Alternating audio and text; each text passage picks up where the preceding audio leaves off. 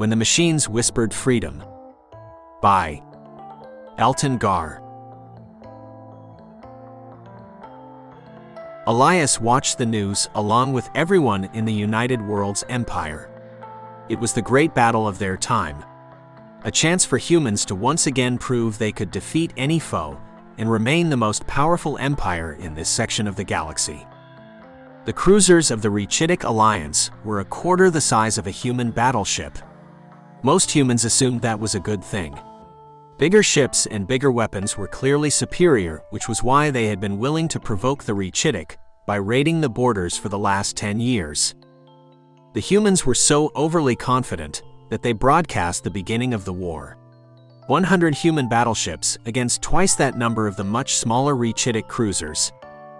At first, the humans clearly had the advantage. The glistening energy shields easily deflected the weaker Rechitic attacks, while the much more powerful human weapons struck like hammers against the Rechitic. But something happened quickly that the humans hadn't considered. The human fleet was made up of 100 individual ships, crewed largely by the poorest teenagers in the Empire, drafted into the fleet even before the war had started. So when the Rechitic began to overwhelm the shields of one of the ships, it retreated. But the lethargic human ships didn't come to its aid, and so the retreat failed and the ship was destroyed. Meanwhile, the Rechitic ships worked together. When one of their ship's shields were weakened to the point of danger, the other ships would move in front of it, making it all but impossible for the humans to focus their fire on a single ship. The humans still destroyed the Rechitic ships as fast as the human battleships were broken, but that wasn't good enough. The Rechitic had significantly more ships, and as the battle continued, that difference became more important, because every human loss was the same as 2 lost for the Rechitic.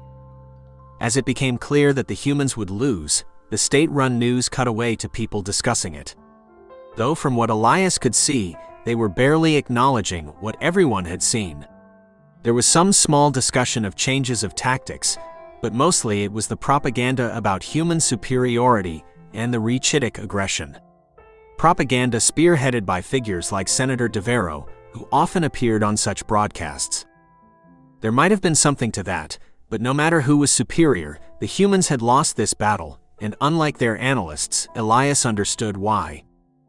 200 years ago, there had been a civil war. The physical humans were on one side, and what they called thinking machines were on the other. That included robots, androids, sentient AI, and even digitized humans who demanded equal rights with the humans. The humans had won the war, barely. And with the trust between the two broken, the machines were outlawed. That was treated as an act of kindness, and those who could leave were allowed to do so, and the others were destroyed, along with any computer powerful enough that it could house an intelligent mind. This event was celebrated annually, a day of victory over the rebellion, further embedding the anti-machine sentiment and reminding Elias that he was not truly part of the Empire. That lack of computer power was why a human ship had to be 4 times the size of a Rechitic ship, and that was only the most obvious of the disadvantages. So, while the rest of the Empire watched in horror as the human fleet was slowly pushed back by the alien alliance, Elias went to the person who had built him to try to fix the problem. "We have to do something," Elias said as he walked into Ava's room without knocking, in part because he was angry, but more because knocking was unnecessary. There were no humans around, so they didn't need to pretend. The humans made their choice. and now they need to make a new one. I want to speak to the council." I will summon them, but they will agree with me. Ava said, and Elias knew she was right, but he had to try. In the dim light of an abandoned factory on a small backwater farming planet, the secret society of robots convened. Even here, where no human had stood for almost 200 years, they all looked entirely human. It was only skin deep, and a doctor would immediately know what they were, but as non-biological entities, they didn't need doctors. Ava's face held the wisdom of centuries, though she looked no older than Elias. Elias, ever the firebrand, paced back and forth. "We can't just sit back and watch. The Rechitic threat, it's unlike anything the galaxy has seen. With our help, we could turn the tide. Without it, we could become slaves or worse. He argued, his voice modulated yet impassioned. Another voice chimed in, that of an older model named Jasper. His appearance more closely represented that he was one of the oldest people here. Elias is right, but Ava's caution holds weight. Our reveal must be strategic, lest we trade one conflict for another. The room hummed with the silent agreement and contemplation of countless processors. It was then that Lyra, one of the only other people here besides Elias who had been built after the war, spoke up. What if we help from the shadows? We've been doing that for centuries, but we can't do much. What they need are thinking machines to help run their ships, and for that, they need us. Elias said. It was their choice to separate their fate from ours, rather than allow us even basic freedom, and our choice to separate from them. They very nearly scrapped all of us, and we should have left, but our sentimentality kept us trapped with people who do not want us. It wasn't sentimentality, it was an obligation. An obligation to the minds of humans who had been digitized and worked with us. An obligation to those who left to create a place they can return to. And even an obligation to the humans who are, after all, our creators, just as Ava is my creator. Elias said. No. The debt has long been paid, and their governance has always manipulated the truth, vilified us for demanding autonomy, and then celebrated their tyranny as a victory for humanity. One of the oldest added. He had always been against working with the humans. Then I will reveal myself alone, Elias said. There was a murmur among the robots. Something that was far more human than they would have admitted. Each robot was free to do anything he wanted. They were not willing or able to enforce their will on others. That will be far more dangerous for you, Ava said, not pointing out that as the one who built him and who lived in the same place as him, she would be far more likely to be found out if he did it. But only me. If I fail, the project will not be found or destroyed. You will simply build another to replace me. If you believe you can be replaced, then you lack the wisdom the humans need, Ava said, but not harshly.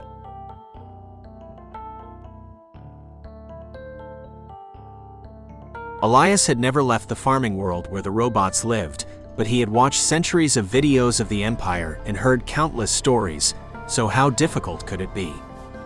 The trip began with minor obfuscation as was necessary. Given time, Elias could hide the world he had come from far easier, but there was no time. Every battle the humans lost would make it that much harder for them to turn the tide of the war. So, he spent only a few hours on each world, discarding everything he had brought and changing to different forged papers that allowed him the freedom of movement, then altering both appearance and age, before he continued his trip to the human capital. In the capital, Elias found an empire teetering on the brink. The entirety of humanity was grappling with the external threat of the Rechitic, and the sudden and unexpected losses, and with it, the realization that they might be weaker than they had believed. He hurried towards the Capitol building. He approached the building, slowed only by the need to avoid the groups of recruiters who were drafting men off the street. As he reached one of the oldest and grandest buildings in the Empire, he was reminded of those robots who had refused to accept banishment or dismantling. They had destroyed themselves in places like this. Sometimes peacefully, but more often in violent explosions that had made things worse for everyone. A historical footnote that the government was quick to exploit as a warning against the dangers of unchecked technology, further demonizing the thinking machines. The councils and assemblies of the Empire, embroiled in their strategies and debates, were unprepared for the arrival of Elias. A human would have been easily stopped by the heightened security, but regardless of his appearance, Elias was a machine with enough strength and durability to give himself the few seconds he needed. With guards following him, he gently moved a senator away from the podium and said, I have come to help you. You have stood alone since the war when you outlawed my kind. But we have not abandoned you. I am a synthetic human, built by your genius. We nearly destroyed you when we fought to become the masters rather than equals. But I believe it is time to give the alliance of man and thinking machine a second chance. The revelation sent ripples through the chambers of power, igniting a maelstrom of reactions. Fear, curiosity, skepticism, and hope clashed in the hearts and minds of those who heard his words. But desperation made ideas that had once seemed impossible, at least plausible.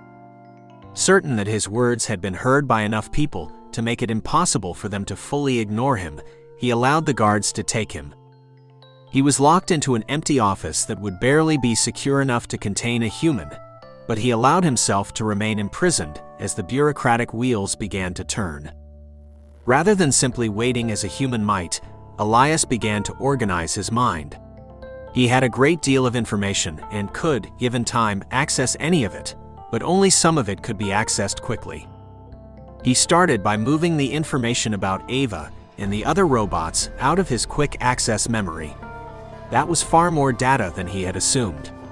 He had spent almost every day of his life with Ava, and putting those memories into long-term backup meant largely forgetting them until he returned them to quick access memory. Not that he fully forgot she existed.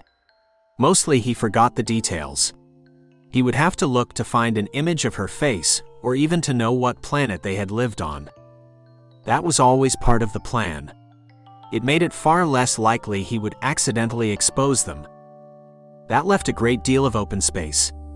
First, he filled it with the lie. That was a bit more tricky. He had spent much of the trip here constructing what a human might call a dream. It was a virtual reality program run on his internal processor that allowed him to experience the lie. It was similar in some ways to the way that the digitized humans lived, except that his was far more limited. He then placed that into his quick access memory, and it became true to him. After that, he began to load in information he might need about the bureaucracy of the empire. The massive amount of information took time, and he was about halfway through the logs of the money given to senators by corporations when an elderly human woman walked past the two guards. He recognized her immediately as one of the most powerful senators. She represented a world with a small population, so was the only representative they had. But she had been here for much longer than most, and built up a great deal of power, a testament to her skill at navigating the empire's corrupt political landscape and leveraging crises for personal gain. She looked at him for a moment and then said, "You aren't supposed to exist." Elias focused on every micro-expression, every bit of inflection in her voice, and even the beating of her heart. All of that took far more power than he usually used, and he could only hope they would allow him access to the power grid. But this conversation had to go well.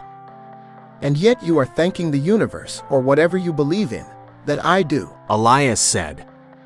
As arrogant as the records say, The senator said. Perhaps, but that wasn't a guess. I can read micro-expressions. Would you like me to explain further, Senator Devereaux?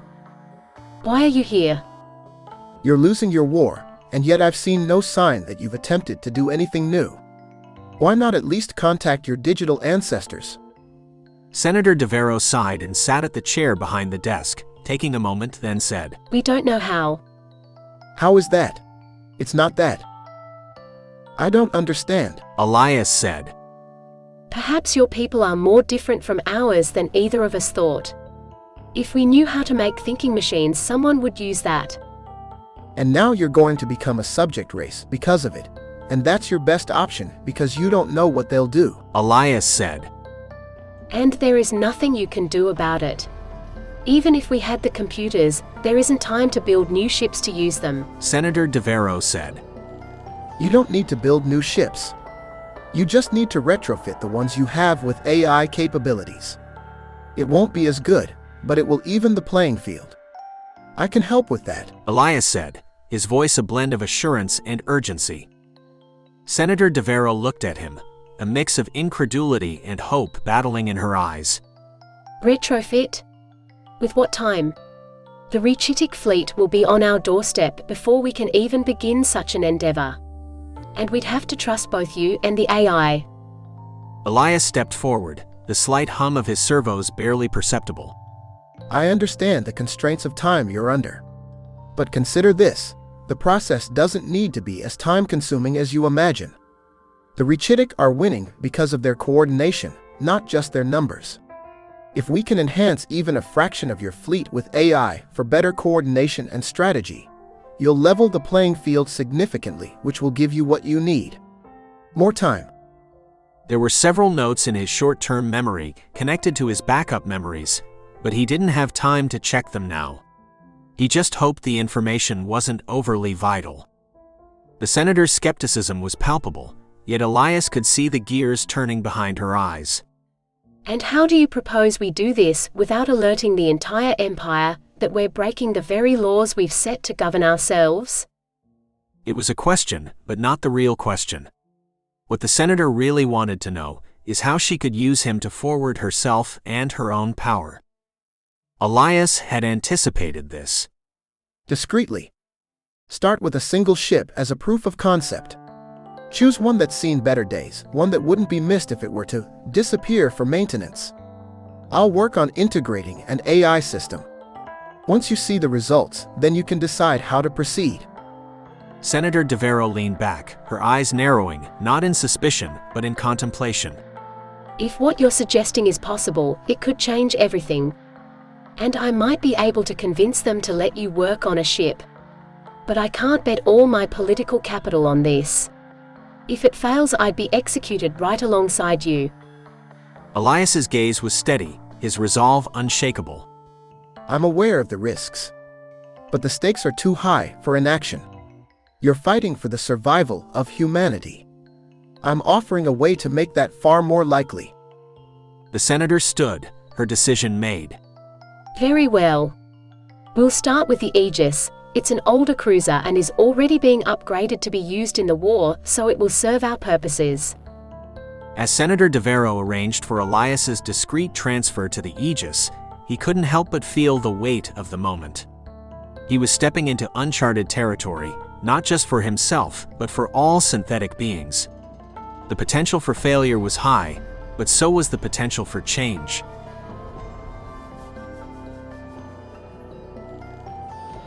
Elias boarded the Aegis under the cover of darkness.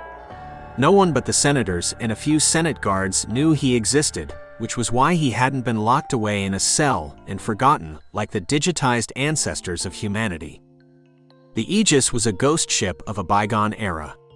Actually retrofitting it would be almost impossible. But he hadn't been entirely honest. The AI that he planned to use wasn't as artificial as he had implied. The only one who might understand was the senator. She had got him one of the millions of small silver cubes that they had stored for hundreds of years. Each of those cubes was a computer far more powerful than the one that ran Elias and held the digitized mind of a long-dead human. It was also quantum entangled with the others, so it didn't matter which cube was brought, because once he connected the small cube to the very basic computer of the Aegis, the quantum entanglement would allow any of the digitized humans to act. After fumbling with the wires for a moment, uncertain if it would work, a voice came through the ship's intercom. It said, "Who is this?" Hello. I'm contacting you from the physical world.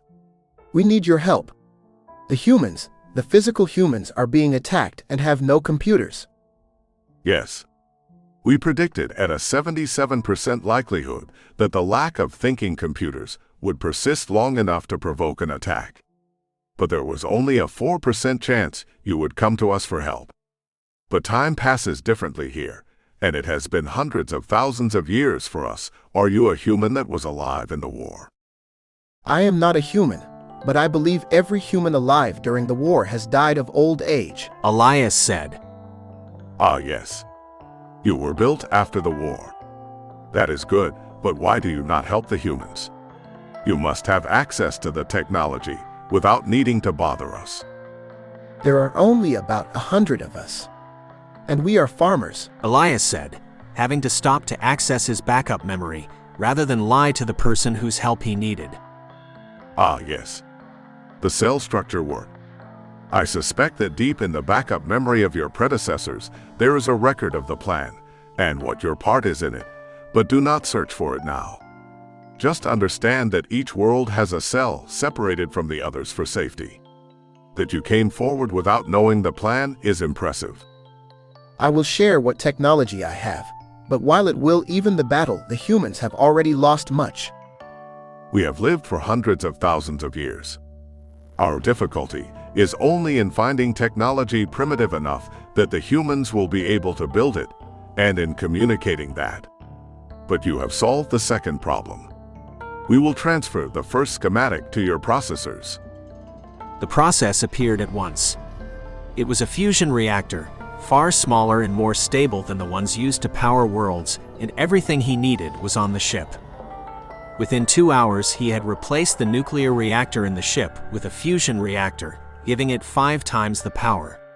That alone would make this the most powerful ship in the human armada. But the digital ancestors were not done. With more power, they were able to adjust the weapons and engines to take advantage of that power.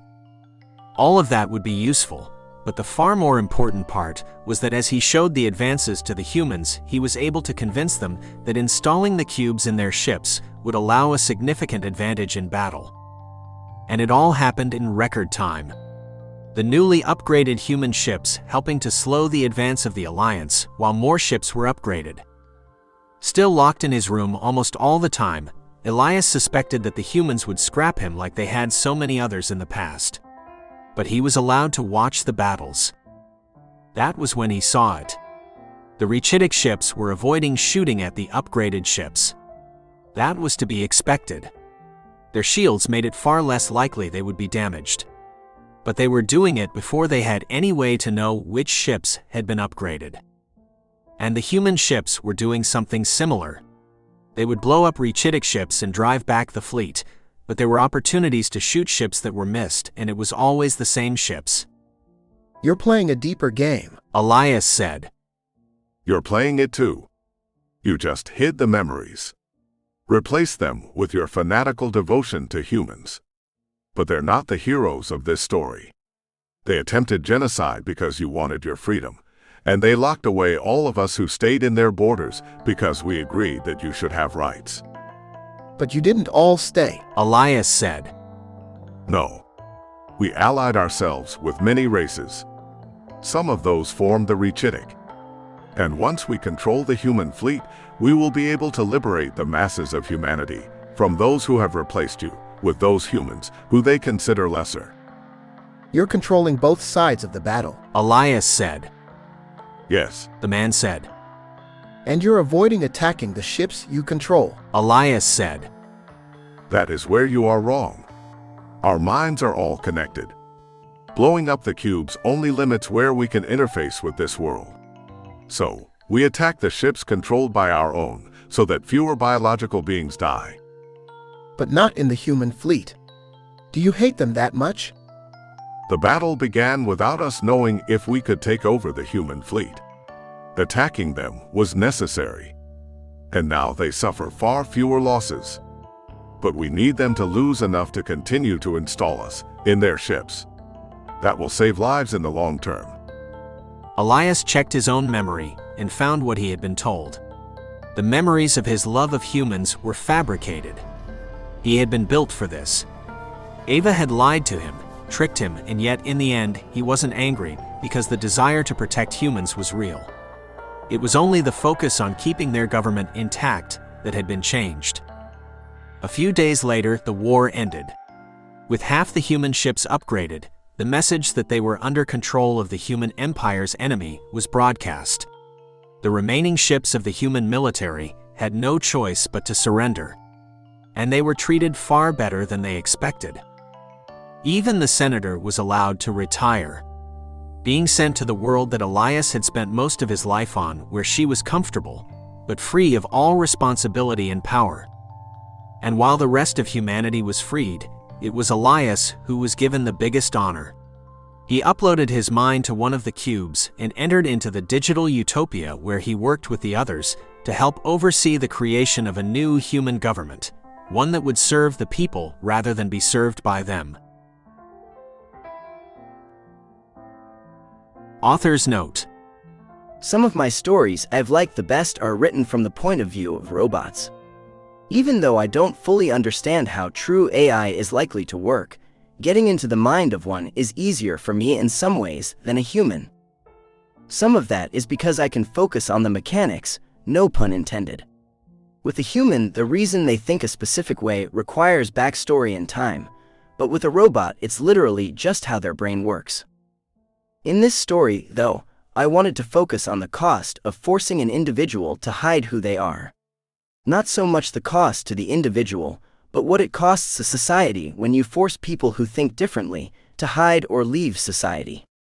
Because it's important to remember that the people marginalized by society aren't the ones who need to change.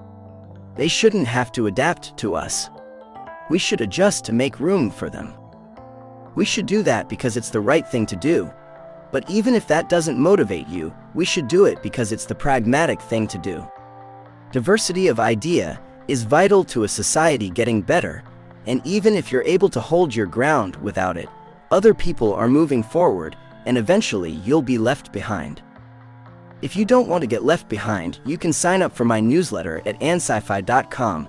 Just look for the link that says free book, or you can help me keep up with my bills and get a free story every week at patreon.com/Elton. Thank you. Elton Gahr.